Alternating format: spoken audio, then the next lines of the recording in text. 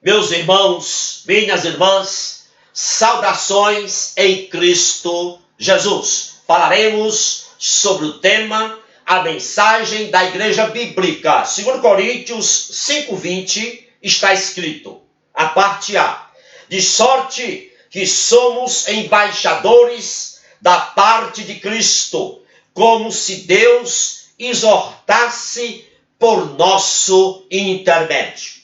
Meus amados, o aborto, a promiscuidade, a infidelidade conjugal, a violência atingem de cheio as sociedades. O reino das trevas está sobre os governos, as nações e os povos deste mundo. Diante deste quadro, cabe uma pergunta: qual é o papel da igreja? Ou seja, que papel a igreja deve desempenhar no cumprimento do propósito de Deus aqui na terra? Liderar uma marcha para reivindicar melhores salários para os pobres, melhores hospitais, melhores escolas? Não. Lutar, combater as desigualdades sociais? Não. Lutar para reformas políticas, sociais e legislativas? Não. Lutar em defesa do meio ambiente e da proteção dos animais? Não. Escutem bem, a igreja não deve ser seduzida a pensar que desempenha o seu papel no cumprimento do propósito de Deus por meio de reformas políticas, sociais ou legislativas. O papel que a igreja deve executar, desempenhar no cumprimento do propósito de Deus, é adorá-lo, magnificá-lo e propagar, pregar o arrependimento, a santidade e o escândalo da cruz. Medidas políticas, sociais e legislativas não têm o poder para quebrar as correntes das trevas que estão prendendo as nações, os povos, as pessoas. Medidas políticas, escute bem, sociais e legislativas não têm o poder para libertar os filhos deste mundo que estão nas trevas. Não tem poder para libertar do poder do pecado. Nunca esqueçamos desta verdade. A igreja funciona como embaixadora do céu aqui na terra. Portanto, o mundo não sabe nada. O mundo não sabe absolutamente nada sobre a vida, o poder, a liberdade e a paz do reino de Deus. Somente aqueles que estão dentro da embaixada do céu aqui na terra, que é a igreja, e sob o senhorio de Cristo, podem proclamar libertação para aqueles que estão cativos do reino das trevas. A única esperança para este mundo é a mensagem da cruz, a qual foi confiada somente à embaixada do céu aqui na terra, a igreja.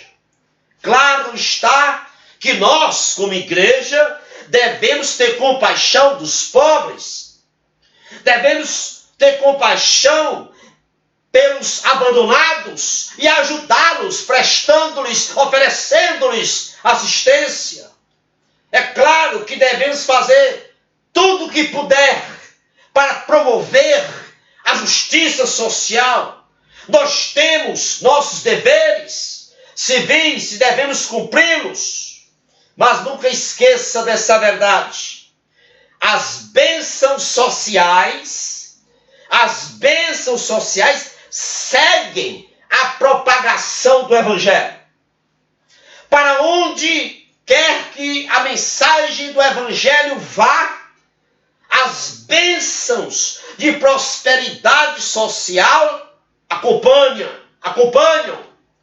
Para onde quer que a mensagem da cruz, a mensagem do Evangelho vá, a violência, os estupros, os assassinatos, os roubos, as corrupções decaem, diminuem.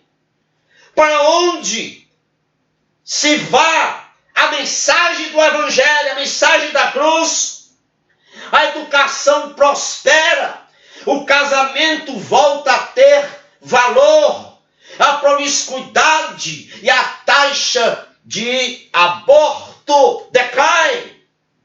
Portanto, a única esperança, a única maneira da igreja cumprir o propósito de Deus é empenhar o poder do Evangelho. Nós, a igreja, temos que estar conscientes que não devemos deixar de lado o único poder que realiza mudanças reais no coração das pessoas, que é o Evangelho. Quanto mais uma sociedade é constituída por aqueles que nasceram de novo, mais essa sociedade é impactada pelo bem. A cultura, como um todo, é externamente bem beneficiada, muito bem beneficiada pela transformação interior que o Evangelho faz na vida das pessoas. O Evangelho muda a cultura, muda as sociedades, trazendo bênçãos na área política, social e econômica. As sociedades usufruem dos benefícios que acompanham a propagação e a recepção, a aceitação da mensagem do Evangelho. Agora entenda uma coisa. Nós, como igreja, precisamos entender que o Senhor Jesus não confiou prata e ouro à igreja. Ele confiou à igreja o Evangelho puro e simples. Quando a igreja propaga o Evangelho diluído e faz concessões teológicas, ela cria um caminho seguro para que a ruína e a devassidão prevaleçam na sociedade.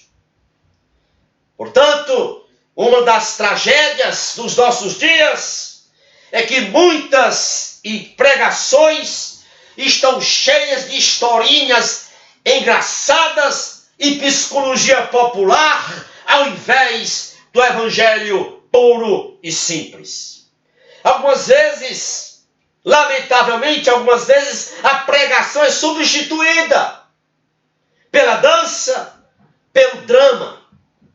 Meus amados, o Novo Testamento não dá nenhum indício o Novo Testamento dá de que o drama e a dança são apropriados para a pregação do Evangelho. O drama e a dança eram meios de comunicação muito bem conhecidos no mundo antigo. Mas os apóstolos e a igreja do Novo Testamento não os usaram para pregar o Evangelho. Mas algumas pessoas dizem assim, não, mas vivemos numa época que precisamos de drama, de dança, de teatralidade, para nos conectar com as pessoas dos nossos dias. Ora, meus amados, o teatro e o drama, na época dos apóstolos, eram também, como hoje, visualmente orientados. Aliás, o drama e a dança, na época dos apóstolos, eram muito mais usados do que o são hoje. Eram muito mais importantes do que o são hoje. Mesmo assim, os apóstolos pregaram a mensagem expositiva da palavra de Deus para comunicar o Evangelho.